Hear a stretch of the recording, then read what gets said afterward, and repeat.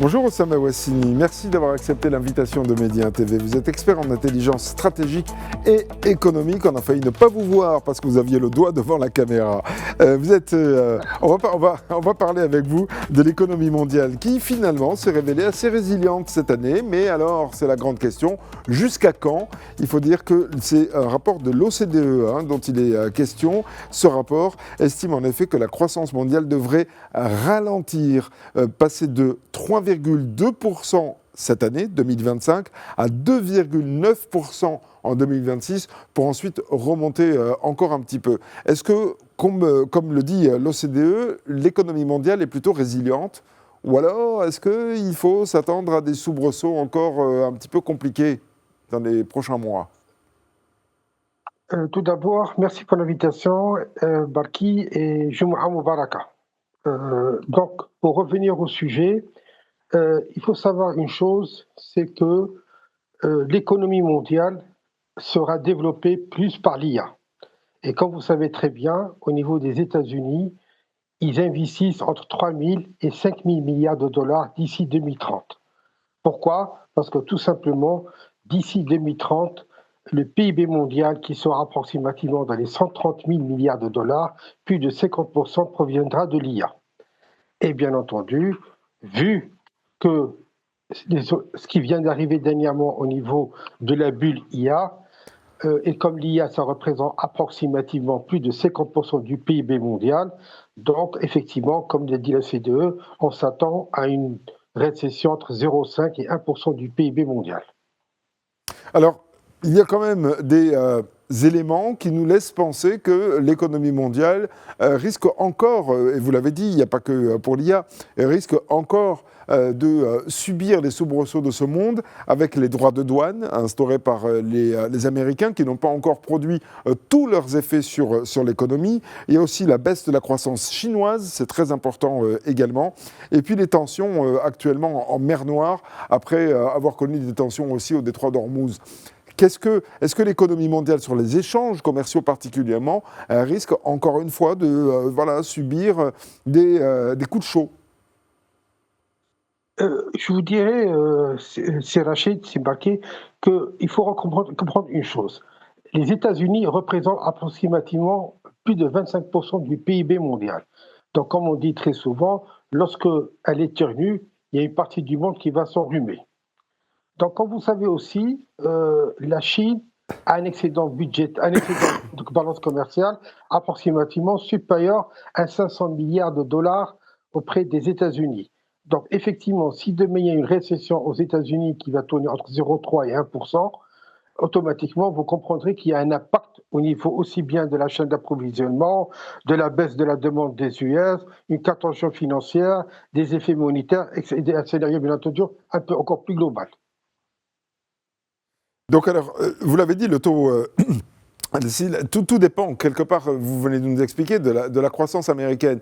Mais qu'en est-il de la croissance chinoise particulièrement, dont on sait qu'elle est en difficulté en ce moment? Oui, comme on sait très bien, la Chine est déjà en déflation. Donc, vu qu'ils ont un impact direct par la baisse de la demande US au niveau de l'électronique, au niveau des composantes de l'IA, on pense aussi que c'est entre 1 à 2 points supplémentaires de baisse au niveau du PIB chinois. Donc, il faut s'attendre aussi à une petite crise au niveau de l'économie chinoise. Oui. Sur les tensions en mer Noire, on sait que Oui. les Ukrainiens, on en parlait dans le journal, les Ukrainiens ont attaqué, si j'ose dire, des navires qui ne battaient pas forcément pavillon russe d'ailleurs, mais ce qu'on appelle des pétroliers fantômes. La Russie exporte son pétrole via des pétroliers sous d'autres pavillons que les pavillons russes.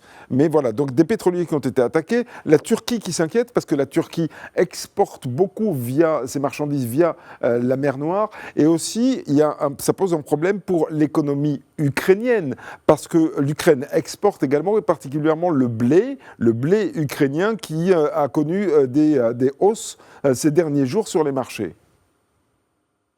Je suis tout à fait d'accord avec vous, Rachid, ce que vous venez de dire. Et puis, il faut comprendre ça dans un contexte un peu plus global. comme vous savez très bien et comme l'ensemble de vos téléspectateurs, il y a une guerre qui est en train de se mener aujourd'hui au niveau mondial entre trois grandes parties qu'on appelle les États-Unis, la Chine et les Russes. Tout ça, pourquoi? Qui va prendre la plus grosse part du gâteau du PIB mondial de 2030? Je vous rappelle les 130 000 milliards de dollars. Donc, comme je vous ai dit, au niveau de l'IA, ça représente plus de 50% de ce PIB. Donc, je rappelle les chiffres, 65 000 milliards de dollars. Et comme vous savez très bien aussi, cher Rachid, c'est que l'IA est énergivore. Je vous dis dès maintenant, celui qui maîtrise l'énergie maîtrisera la puissance de l'IA de demain. Donc, ce que nous voyons de voir à travers la mer Nord, c'est juste des combats de positionnement stratégique pour pouvoir avoir la plus grande part du gâteau. Bon, il y a l'énergie, certes, vous avez dit, avec l'intelligence artificielle, mais il y a aussi la suffisance alimentaire des pays. Est-ce que pour les exportations, ça risque pas de poser un problème? Et un problème surtout sur les prix, sur les tarifs qui sont appliqués. On a vu, et c'est pour ça que ça a provoqué des flambées d'inflation dans certains pays, cette flambée de violence en mer Noire, entre la Russie et l'Ukraine.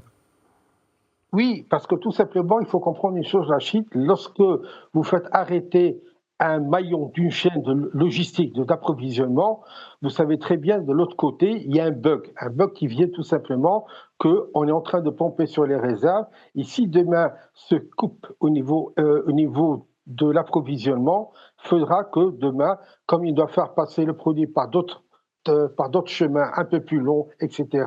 Il faut repositionner la chaîne logistique, ce qui fait effectivement la montée des prix des matières premières. Est-ce que selon vous, oui, c'est mathématique, mais est-ce que selon vous, l'Ukraine d'un côté, qui a donc attaqué ces navires en mer Noire, Oui. des navires présumés russes, et aussi la Russie qui risque de riposter, qui a la capacité de riposter contre des navires ukrainiens qui exportent également, est-ce que l'un et l'autre, finalement, même s'ils se font la guerre, n'ont pas intérêt à calmer la situation? Comment on dit, déontologiquement parlant, je suis tout à fait d'accord avec vous, Rachid. Mais il faut comprendre une chose, c'est qu'il y a derrière tout ça un positionnement par rapport au cessez-le-feu qu'il va y avoir entre les Russes et l'Ukraine. Quelque part, je m'excuse du terme, tous les moyens sont bons pour pouvoir tirer le maximum de son côté. La Turquie s'inquiète beaucoup de cette situation aussi. La Turquie qui exporte beaucoup via la mer Noire. L'économie turque dépend beaucoup de ses exportations. C'est pour ça d'ailleurs que les ambassadeurs russes et ukrainiens ont été convoqués hier à Ankara pour leur dire on se calme tous les deux. La Turquie aussi risque d'être en proie à une situation compliquée si ça continue. Oui, bien sûr, parce que le détroit d'Ormuz passe et donc automatiquement, il y a des revenus qui rentrent. Donc c'est normal, mais sachez une chose, que ça ne durera pas trop longtemps. Euh, euh, pour moi, c'est des problèmes de positionnement, mais très très très à court terme. Vous avez Ça ne dit... durera pas trop longtemps. Ouais, vous avez dit tout à l'heure, l'intelligence artificielle constitue déjà une grande part de l'économie mondiale et de la croissance mondiale qui vient et qui est très énergivore. Vous l'avez vous-même expliqué, celui qui maîtrise l'énergie va maîtriser finalement le monde, puisque à travers l'énergie, on maîtrise l'intelligence artificielle. Est-ce que, du coup, le Maroc a une carte à jouer sur justement la production d'énergie et particulièrement d'énergie propre? Écoutez, je suis tout à fait d'accord. Vous savez très bien qu'actuellement, il y a un rapport qui vient de sortir. Par exemple, aux États-Unis, il y a un manque, au mondial, il y a un manque entre 50 et 70 centrales nucléaires. Parce que vous savez, si on considère que l'IA ou l'Internet, tout ça, était un pays, ça serait le deuxième consommateur mondial d'énergie. Donc, effectivement, comme je vous ai dit, celui qui maîtrise l'énergie maîtrise l'IA.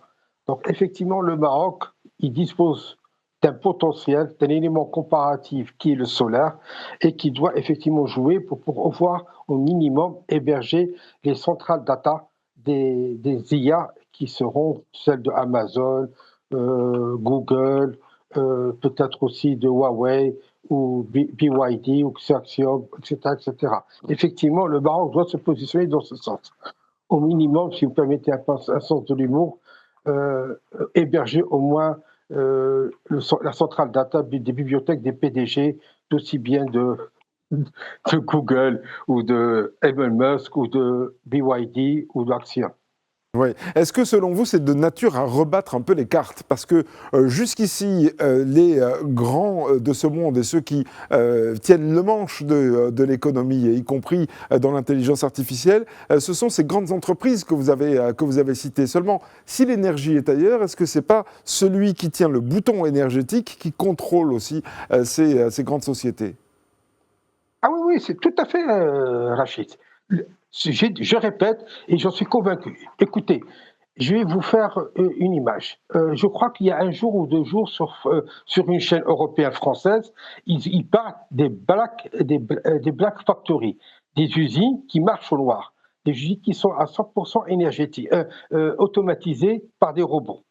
Bon, je vais donner une autre image pour mieux comprendre, que les téléspectateurs puissent comprendre. Vous êtes d'accord avec moi qu'avant, les sociétés allaient s'installer là où la masse salariale était la moins chère. Vous êtes tout à fait d'accord avec moi? Oui, jusqu'à là, je suis d'accord. Imaginez que, ouais, donc demain, imaginons que demain, tous les usines sont robotisées. Vous savez, donc vous êtes d'accord avec moi que demain, les usines s'installeront, ils vont se câbler là où l'énergie est le moins chère. Normalement, oui.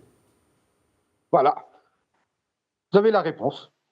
D'accord. Donc il va falloir vraiment développer, selon vous, ce système énergétique, de puissance mondiale, de façon à pouvoir, encore une fois, avoir des leviers pour peser sur l'économie. C'est mondial, voilà. Pour avoir sa petite part du gâteau. Oui. C'est une petite part ou une grosse part du gâteau? Ah, écoute, c'est une très très grosse part du gâteau. Mais comme je dis très souvent, Rachid, je dis 65 000 milliards de dollars. Imaginez que demain, on prend au minimum 1% de ces 65 000 milliards de dollars. Vous imaginez, c'est 650 milliards de dollars.